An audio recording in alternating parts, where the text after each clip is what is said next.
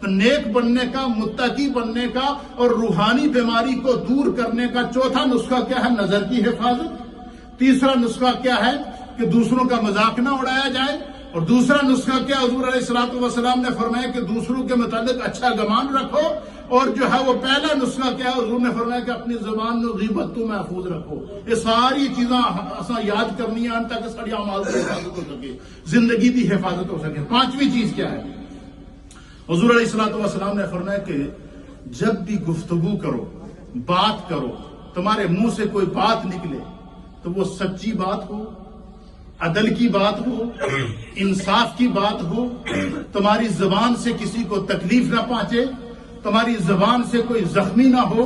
ایک روایت کے مطابق ہمارے علماء اور محدثین نے لکھا ہے کہ جے چھریاں لگ جائیں کسی نو، یا تلوار دا زخم ہو جائے، یا کسی کو چھری اور بھالے کا زخم ہو جائے، فرمایا چھری کا لگا ہوا زخم، تلوار کا لگا ہوا زخم، تیر کا لگا ہوا زخم تو مندمل ہو جاتا ہے، ٹڑ جاتا ہے، لیکن زبان کا لگا ہوا زخم کبھی نہیں بڑھتا۔ اور فرمایا کہ جب بھی گفتگو کرو تو سچائی کی گفتگو کرو، ایک، جب بھی گفتگو کرو تو انصاف کی گفتگو کرو، دو، جب بھی گفتگو کرو تو درست لہجے سے گفتگو نہ کرو، جب بھی گفتگو کرو تو گفتگو کے اندر گالم گلوچ نہ ہو، جب بھی گفتگو کرو تو تمہاری گفتگو سے کسی کو تکلیف نہ پہنچے۔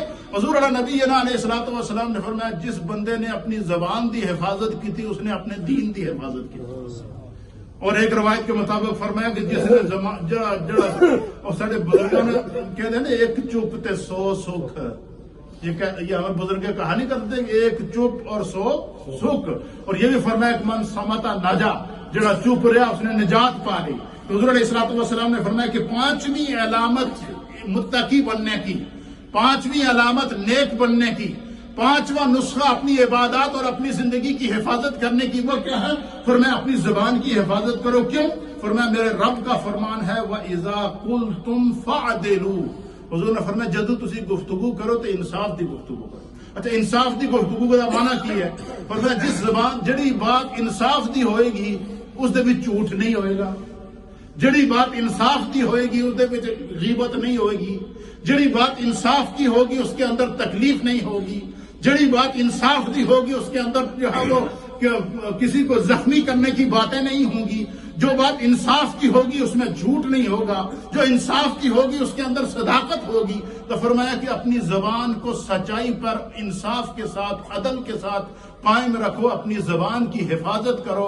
اسی لیے نبی علیہ الصلوۃ والسلام نے فرمایا کہ من سلم المسلمون من لسانہ ویدہ۔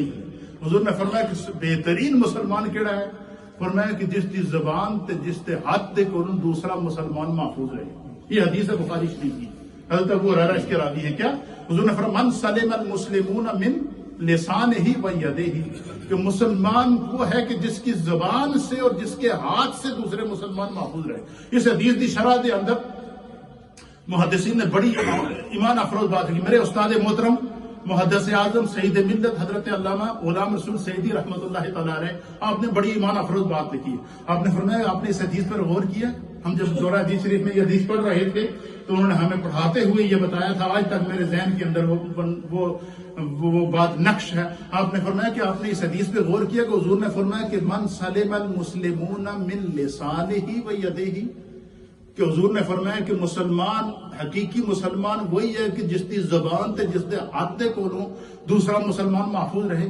آپ نے فرمایا کہ تکلیف تو ہاتھ سے پہنچائی جاتی ہے، تکلیف تو پاؤں سے پہنچائی جاتی ہے، کسی کے اوپر حملہ کیا جائے تو ہاتھ اور پاؤں کے ساتھ کیا جاتا ہے، لیکن یہاں پر حضور نبینا علیہ الصلوۃ والسلام نے زبان کا ذکر پہلے کیا ہے، ہاتھ کا ذکر بعد میں کیا ہے۔ پتہ چلا زبان سے لگایا ہوا جو زخم ہوتا ہے، چاہے وہ جھوٹ کی صورت میں ہو، غیبت کی صورت میں ہو، بد کلامی کی صورت میں ہو، گالم گلوچ کی صورت کے اندر ہو، کسی بھی صورت کے اندر حضور نے فرمایا اپنی زبان کی حفاظت کرو۔ جس نے اپنی زبان کی حفاظت کی اس نے اپنے اعمال کی حفاظت کی، جس نے اپنی زبان کی حفاظت کی اس نے اپنی نمازوں کی حفاظت کی۔ اس لیے فرمایا نا کہ بندہ اگر پورا دن بھوکا پیاسا رہے اور وہ جو ہے وہ گالم گلوچ نہ چھوڑے، بری باتیں نہ چھوڑے اور بد زبانی نہ چھوڑے، تو فرمایا وہ روزہ دار تو نام کا روزہ دار کہلائے گا، حقیقی روزہ دار نہیں ہوگا۔ اس لیے حضور نے فرمایا کہ پانچواں نسخہ نیک بننے کا کیا ہے؟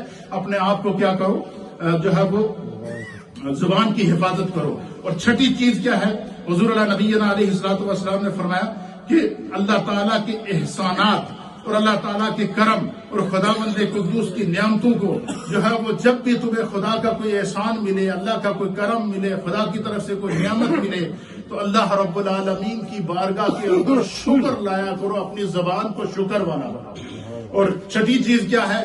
فرمایا ساتویں چیز کیا ہے؟ اللہ کے حبیب علیہ الصلوۃ والسلام نے فرمایا کہ ساتویں چیز یہ ہے کہ اپنا مال صحیح مصرف پر لگائے. جو خدا نے اس کو مال دیا ہے، دولت دی ہے، عزت دی ہے، ثروت دی ہے، اس کو ظلم کے راستے پہ نہ لگائے، حرام کے راستے کے اوپر نہ لگائے. اگر وہ اس مال کے ذریعے صاحب نصاب بنتا ہے تو اس میں سے زکوٰۃ نکالے، اس میں سے اللہ کے راستے میں خرچ کرے، اپنی اولاد کی اس میں سے اچھی پرورش کرے، اپنے گھر والوں کے لیے اچھے سے اچھا انتظام کرے. خدا نے اس کو اگر صاحب مال بنایا ہے تو اس مال کو اپنے لیے جو ہے نجات کا ذریعہ بنائے، عذاب کا ذریعہ نہ بنائے. اور آٹھویں چیز کیا ہے؟ اللہ کے حبیب علیہ الصلوۃ والسلام نے فرمایا